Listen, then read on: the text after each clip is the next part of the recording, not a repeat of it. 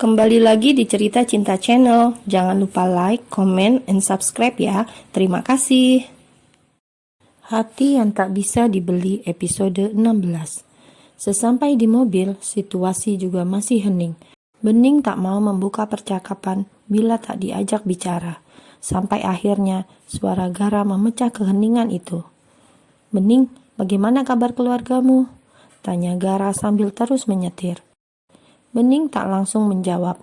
Beberapa hari yang lalu, ia sempat menelpon kedua orang tuanya yang sudah membeli ponsel murah agar bisa berhubungan dengannya.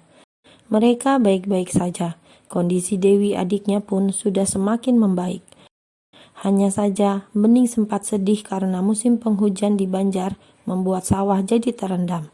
Banyak petani yang tidak bertani, otomatis mereka hanya mengandalkan sisa uang untuk makan.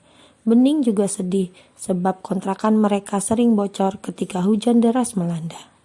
"Ibu, bapak, dan adik saya baik-baik saja, Tuan. Hanya saja curah hujan di Banjar saat ini sedang deras-derasnya. Bapak jadi tidak bisa bertani. Juga kontrakan yang mereka tempati sering bocor." Bening berujar sambil tersenyum kecut. Hal itu memang sudah biasa dialami orang desa.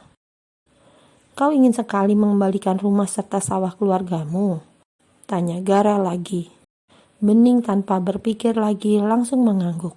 Tentu saja dia ingin, malah dia punya angan bisa membeli sepetak kebun sayur untuk ibu dan bapaknya, agar ketika sawah terendam dan tidak bisa menghasilkan uang seperti ini, mereka masih punya kebun untuk bertahan hidup. Kalau tak laku dijual, bisa untuk memenuhi kebutuhan sehari-hari. "Tentu saja, Tuan, karena itulah saya akan bekerja keras di sini." Gara diam saja, tetapi ia tentu bisa memahami maksud Bening. Setelah itu, mereka kembali tenggelam dalam pikiran masing-masing. Ia tahu Bening adalah gadis yang gigih juga pekerja keras. Gara melirik sekilas Bening yang tampak begitu segar di usianya yang masih muda itu. Ranum tubuhnya membuat Gara kadang bergejolak. Ada rasa tenang dan lega dengan Bening memutuskan menjadi pembantu, sebab bukan tak mungkin Bening akan terjerumus ke dalam lembah hitam jika dibiarkan terlalu lama menganggur. Apalagi gadis itu punya tubuh dan wajah yang menjual, sebuah kisah klasik para kembang desa yang layu di kota.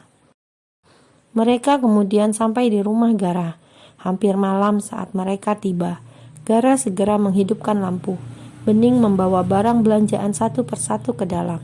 Dia juga mulai menyusun semua bahan makanan ke dalam kulkas hingga benda itu sudah terisi penuh. "Begini kan enak lihatnya," gumam Bening sambil tersenyum. "Masaklah, aku sudah lapar. Masak yang simpel dan cepat saja ya."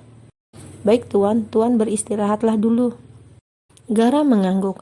Ia segera pergi ke kamar untuk mengistirahatkan tubuhnya barang sejenak. Bening sendiri sudah siap dengan segala bumbu dapur dan bahan masakan. Ia akan memasak brokoli dengan dada ayam, juga tofu saus tiram. Masakan yang simpel, sehat, dan cepat. Gara sendiri di dalam kamarnya sedang menelpon Revi. Panggilannya lagi-lagi ditolak. Gara mencengkeram ponselnya geram. Dia memutuskan untuk ke dapur melihat Bening memasak. Bening sempat kaget ketika Gara yang sudah duduk di atas kursi dekat minibar. Namun, Bening tetap meneruskan kegiatannya memasak sampai akhirnya masakan itu jadi juga. "Sudah jadi?" tanya Gara antusias. Mencium aroma masakan Bening, perutnya semakin bergejolak minta segera diisi. "Ya Tuan, makanlah, semoga Tuan suka." Bening menyajikannya di depan Gara yang sudah semangat sekali untuk menyantapnya. Ia mulai memasukkan makanan itu ke dalam mulutnya. Gara tersenyum. Ini makanan terenak yang pernah ia coba. Bening tak perlu bertanya apakah masakannya sesuai lidah Gara, sebab dengan melihat lelaki itu makan dengan lahap sudah menjawab semuanya. Bening mengerjakan kegiatan lain, menutup semua tirai, menyapu kembali lantai agar semakin bersih sembari menunggu Gara menyelesaikan makannya. Saat malam tiba, Bening menemukan Gara tengah duduk di pinggir kolam renang rumahnya. Ia sungkan menyapa, tapi melihat Gara yang nampak sendu dengan rokok di tangannya, Bening akhirnya mendekat. "Tuan belum tidur?" tanya Bening hati-hati. "Belum, masih menunggunya Bening." Tapi sepertinya dia suka berkumpul bersama teman-temannya. Gara menjawab dengan tatapan menerawang. Dia yang dimaksud Gara tentu saja Revi. Bening menatap Iba, tanpa sadar duduk di depan Gara. Tak tega membiarkan Gara seorang diri dalam kesedihan dan lamunan panjang. Bening, seandainya Revi seperti kau, tentu aku akan menjadikannya ratu paling sempurna di dalam hatiku. Popularitas membutakan matanya. Dia lupa aku juga bukan orang biasa. Kalau aku mau, setiap malam akan kubawa berbagai jenis perempuan ke rumah ini. Jangan Tuan, Tuan Gara sangat terhormat. Jangan merusak itu hanya karena kecewa pada nyonya muda. Gara diam, lalu sejurus kemudian dia menatap Bening lekat sekali. Bening, seandainya aku ingin membeli rahimmu, apa kau mau? Akan aku berikan semua yang kau mau. Kau bisa mengembalikan harta keluargamu, bahkan lebih dari itu. Kata-kata Gara terdengar menyedihkan. Kata-kata yang terlontar di atas puncak rasa kecewa juga putus asa. Namun, Bening masih belum begitu paham, jadi dia hanya diam. Dia yakin Gara hanya sedang meracau semata. Kembalilah, Ning. Terima kasih kau sudah menemani aku. Baik, Tuan Gara.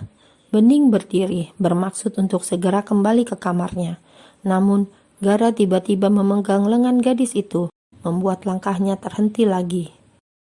Ning, aku tidak main-main dengan kata-kataku barusan. Bisa saja nanti aku akan mengulang pertanyaan yang sama untukmu.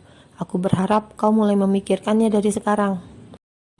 Meski masih tidak mengerti apa yang Gara maksud, tetapi Bening tetap menganggukkan kepalanya. Kemudian Gara melepaskan tangannya. Ia membiarkan gadis ranum itu segera berlalu. Sementara ia sendiri beranjak hendak menuju kamarnya. Baru saja Gara akan menapaki tangga, suara mobil Revi terdengar menderu dari luar. Gara mengurungkan langkah kaki menuju ke lantai atas. Ia berbalik, segera menyibak tirai dan melihat Revi yang sedikit sempoyongan keluar dari mobil. Gara menggelengkan kepala. Dia sudah cukup kecewa dengan sikap Revi yang terlalu masa bodoh dengan dirinya selama ini. Namun, sekarang rasanya kesabaran Gara hampir habis. Ibarat baterai yang sudah hampir lowbat dengan tanda merah, seperti itulah kini sisa rasa sabarnya. Gara membuka pintu. Revi tertawa kecil khas orang mabuk mendekatinya. Bajunya yang seksi sudah berantakan. Gara tidak berkata sedikit pun selain membiarkan Revi terus merangsak masuk, naik ke atas tangga dengan jalan yang tidak teratur. Bau alkohol menguar ketika ia mendekat kepada Revi. Muak Gara tambah menjadi ketika Revi mulai meracau, memuji karirnya setinggi angkasa. Kamu tahu gak sih sayang, aku tuh baru aja dapat tawaran main film layar lebar. Aku jadi pemeran utamanya. Aku bakal adu akting sama aktor terkenal. Gara diam saja sambil masuk ke dalam kamar mereka dengan Revi yang terus mendekatinya. Kamu seneng kan punya istri terkenal kayak aku? Revi duduk di atas pangkuan Gara yang sudah kehilangan nafsu itu. Gara hanya memalingkan wajah, membuat Revi jadi kesal. Jawab dong, desak Revi. Gara mengalihkan lagi wajahnya menghadap perempuan itu. Tatapannya tajam dan dingin sekali. Sedikit pun aku tidak bangga dengan pencapaian yang sudah kau dapatkan. Aku lebih bangga pada perempuan yang bisa memberikan aku keturunan. Gara mengangkat tubuh Revi, lalu menghempaskan ke atas ranjang, hingga istrinya itu terguling. Revi bangkit. Ia segera menahan lengan Gara yang akan meninggalkannya. Mau kemana kamu? Aku butuh kamu, Gar. Kau tidak pernah membutuhkanku, Sela. Kau hanya memikirkan dirimu sendiri. Aku adalah seorang suami yang terlalu bodoh dikekang oleh perasaanku sendiri. Seandainya aku bisa kembali menjadi sebrengsek dulu, seperti masa mudaku, aku bungkam kau dengan membawa banyak pelacur ke rumah ini. Kau ingin melihatku meniduri mereka? Tantang Gara kehilangan rasa sabar dan empatinya.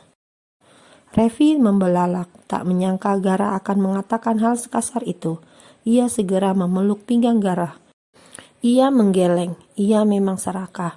Ia egois tetapi tetap tak mau mengalah. Aku tetap melayanimu, Gar. Aku tetap memuaskanmu di atas ranjang.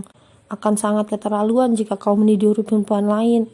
Erang Revi yang tiba-tiba saja tersadar dari pengaruh alkoholnya. Kau pikir aku rela melihat istriku disentuh lelaki lain walau hanya berakting? Aku sama sekali tidak suka. Aku tidak bangga dengan kau yang sudah semakin terkenal. Sudah aku katakan, Sheila, kalau hanya sekedar untuk meniduri, aku bisa menyewa jasa PSK di luar sana. Yang aku butuhkan, kau menjadi istri seutuhnya, melayaniku, menyambut aku ketika pulang dari bekerja, memberi aku anak. Apa sungguh sulit bagimu? Revi melonggarkan pelukannya.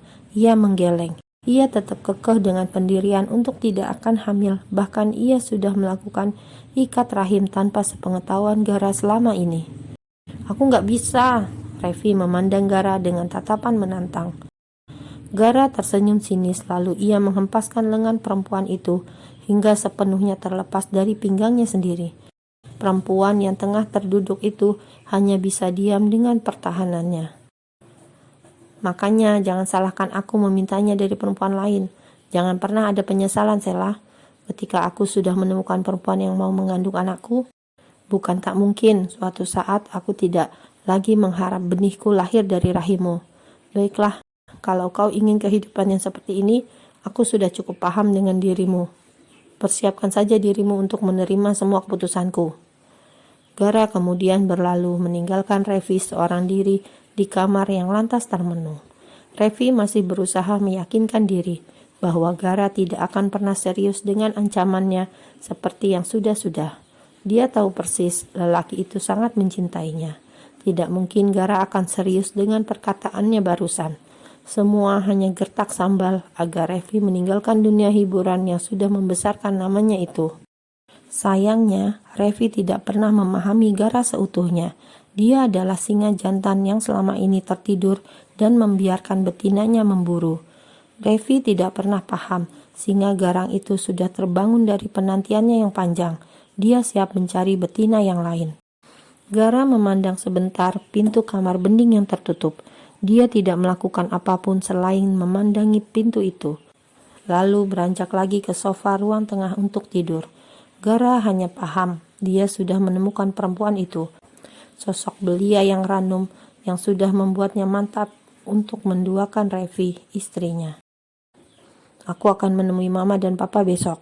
Aku akan mewujudkan impian mereka melalui bening, desis Gara sebelum ia memejamkan matanya.